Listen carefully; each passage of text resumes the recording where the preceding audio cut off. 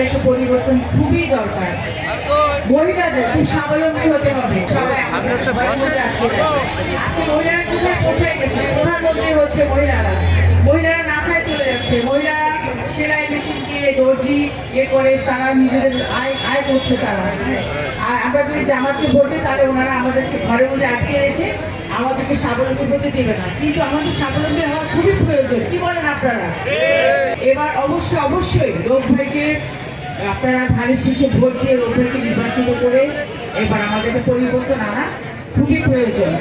আর একটা কথা বলি, আমাদের ষড়যন্ত্র হচ্ছে সেদিকে আমাদের চোখ কান খোলা রাখতে হবে।